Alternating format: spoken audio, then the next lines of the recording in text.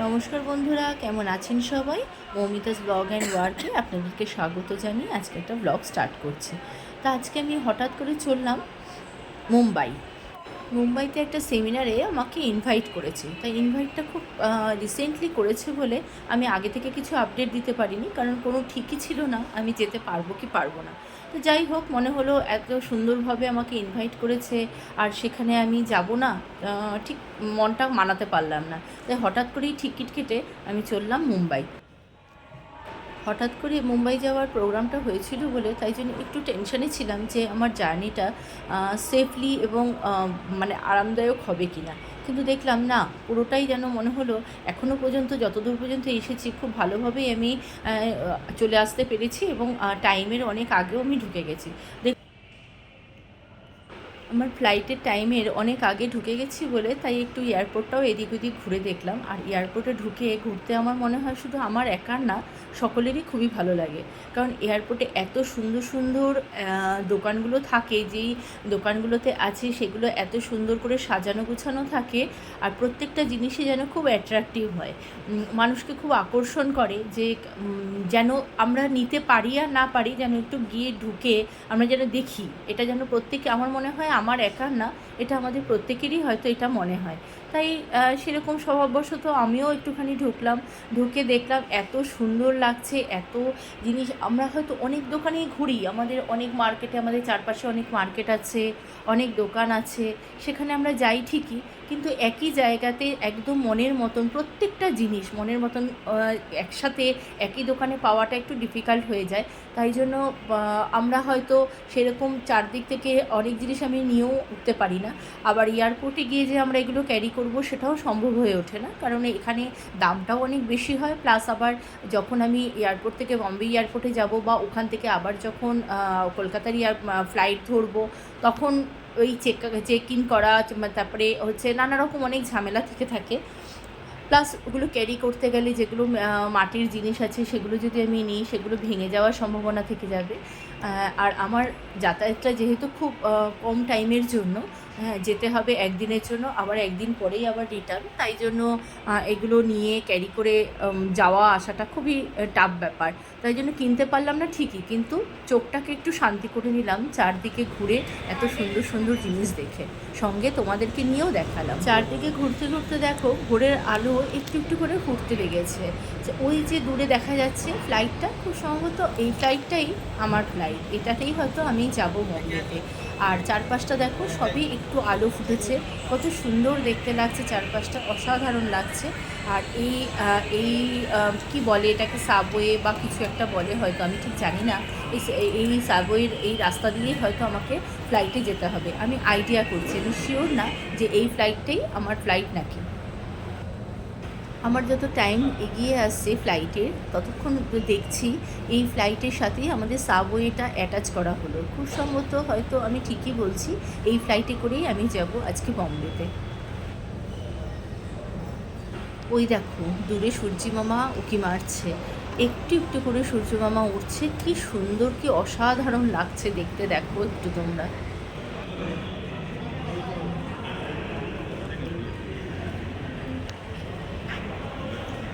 হ্যাঁ, আমি ঠিকই বলেছি যে এই ফ্লাইটটা এতক্ষণ দাঁড়িয়েছিল, সেই ফ্লাইটে করেই আমি যাব। তাই জন্য আমি লাইনে দাঁড়িয়ে পড়লাম, সেখানে সব বোর্ডিং পাস চেকিং হচ্ছে, হয়ে এবার আমি ভেতর দিকে যাব। সব চেক করে আমি চলে আসলাম ভেতরে। আমাদের এই যে সাবওয়ে আছে, এই ওয়ের ভেতর দিক দিয়ে পুরো একেবারে গিয়ে উঠবো আমার ফ্লাইটে। ফ্লাইটে উঠে তারপরে আমি নিশ্চিন্ত।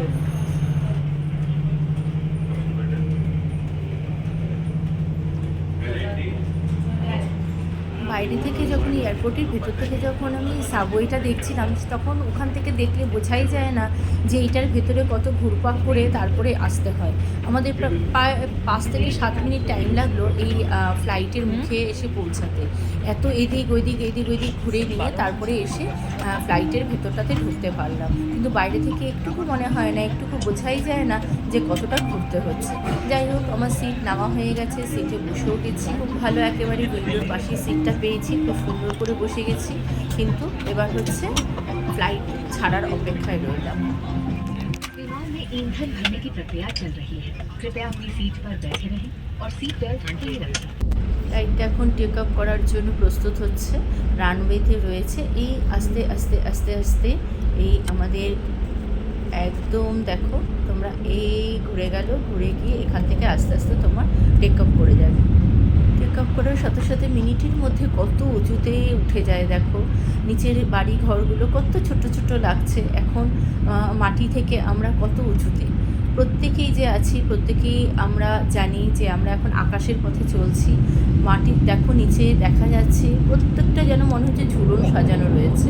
প্রত্যেকটা জিনিসকে, প্রত্যেকটা নদী নালা এত ছোটো ছোটো লাগছে, মনে হচ্ছে আমি ওপর দেশ থেকে আমি দেখছি, একটা আলাদা একটা জায়গা থেকে আমি পুরো নিচের দৃশ্যগুলো দেখতে পাচ্ছি। পৌঁছে গেছি আমি বোম্বাই এয়ারপোর্টে। এখানে আবার বৃষ্টি হচ্ছে দেখো তোমরা।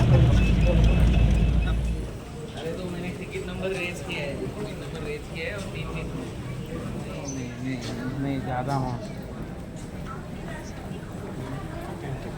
नहीं वो गलत है वो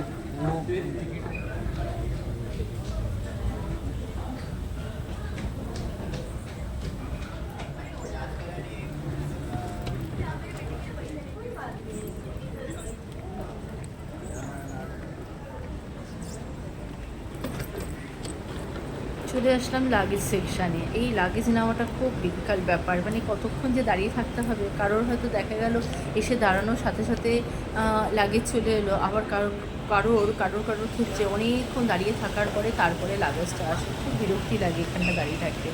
দেখো ভেতরটা কি অসাধারণ লাগছে, ফোয়ারা লাগানো রয়েছে, এত এত সুন্দর লাগছে দেখতে। চারপাশটা একদম পরিষ্কার পরিচ্ছন্ন। এয়ারপোর্ট মোটামুটি পরিষ্কারই থাকে, কিন্তু তবুও এই এয়ারপোর্টে এই ভেতরের ফোয়ারাগুলো দেখে যেন আরও বেশি সুন্দর লাগছে। এয়ারপোর্ট থেকে বেরিয়েই তাড়াতাড়ি করে আমি চলে গেলাম জুহু বিচে। নামে না কেউ, যে গাড়ি করে আমি যাচ্ছিলাম হোটেলে, সেই যে গাড়িওয়ালা আমাকে বললো যে ম্যাডাম এখান থেকে জুহু বিচটা করে পৌঁছাতে হবে। তখন কি আর মনে হচ্ছে না আমি যাই হোটেলে।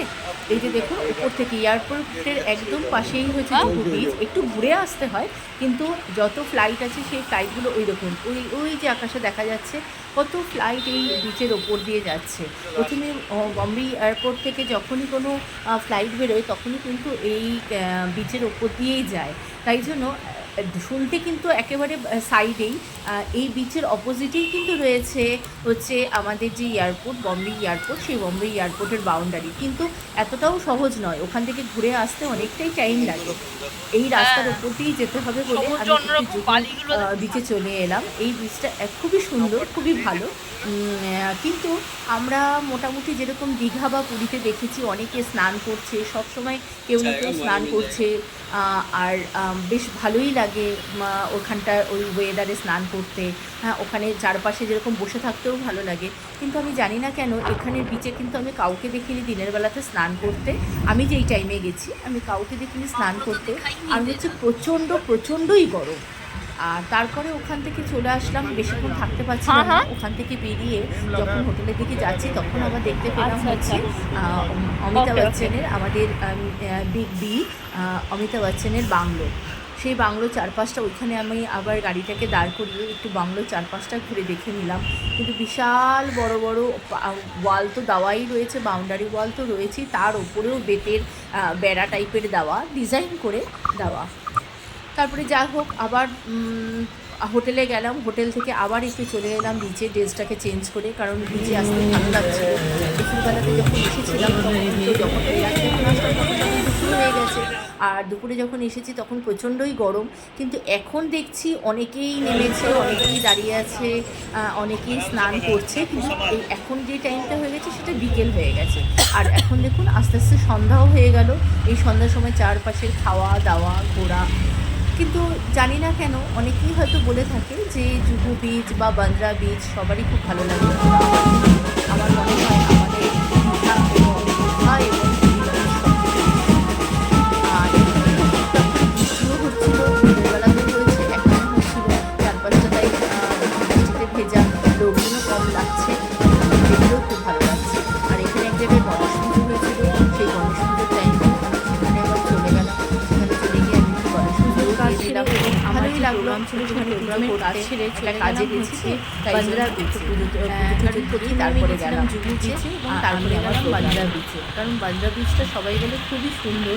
আর সেখানে রয়েছে শাহরুখ খানের বাংলো, সেই বাংলোটাও দেখার খুব ইচ্ছা ছিল।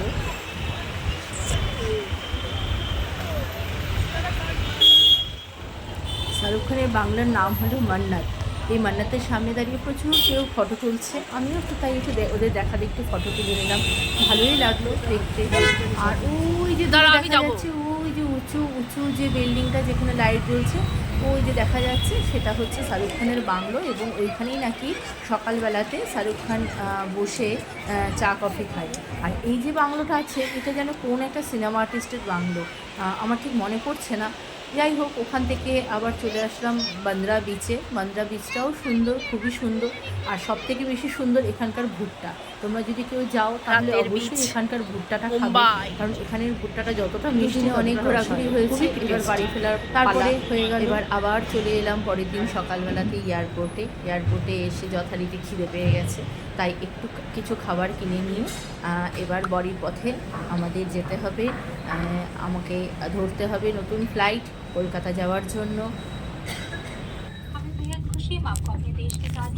উঠে গেছি ফ্লাইটে। এবার ফ্লাইটে উঠেও কিন্তু যেটা আমি এয়ারপোর্ট থেকে খাবার কিনেছি পুরোটা খেয়ে শেষ করতে পারিনি, তাই এখানেও অল্প করে খেতে লাগলাম। আর এই ফ্লাইটটা আমার সবে টেক আপ করার চেষ্টা করছে, মানে চেষ্টা করছে না, মানে টেক আপ হবে, সেই অপেক্ষায় রয়েছি এবং জানলা দিয়ে দেখছি। তোমরাও দেখো। तो हमें बताएं ताकि हम आपका प्री बुक जलपान आप तक पहुंचा सके। Hello 6E।